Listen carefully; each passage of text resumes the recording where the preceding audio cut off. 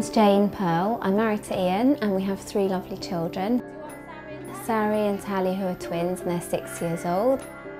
And Chanochi, or Noki, who's coming up for 3.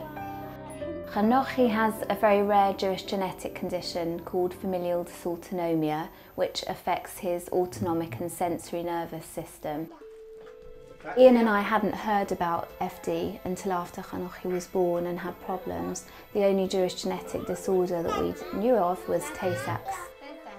He was diagnosed at 5 months of age. Although he did have problems from soon after he was born, we knew something was happening with him, but nothing was found. In the December of the year he was born, when he was about 3 months old, we had a terrible week where in the space of 8 days he stopped breathing at home 3 times. On the 3rd occasion I had to give him mouth-to-mouth resuscitation on the hall floor upstairs. And while I was doing that, Ian was calling the ambulance and speaking to them. It was a night where there was really heavy snow and it took a little bit of time for them to arrive.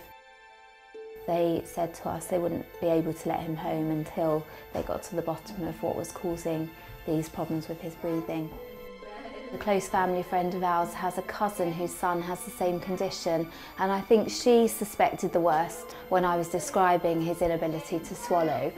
And it was 6 weeks after that that we did receive the diagnosis from the genetic lab. It is challenging to have a child with FD, although he's lovely and full of joy and enjoys whatever he does. Because he doesn't feel pain in the same way, he can injure himself much more easily than another child. A few weeks ago we noticed he had a limp and took him for an x-ray, and he had a possible hairline fracture of his foot, but none of us knew when that happened. Chanochi going to sit here and have lunch?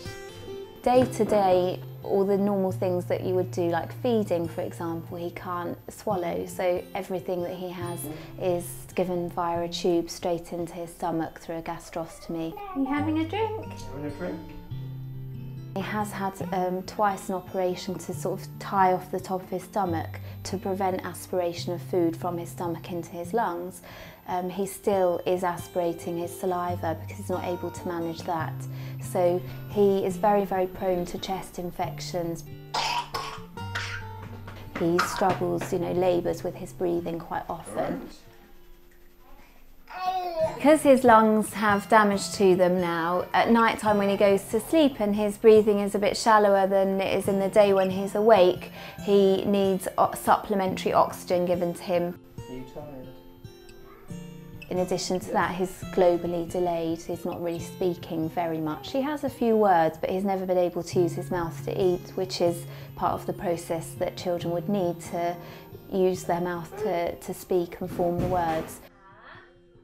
We watch him struggle every day, and it's something that is unnecessary now when genetic testing is available and easily affordable. Having genetic testing enables a family to make an informed choice before they have children. It's not too late after a couple are married.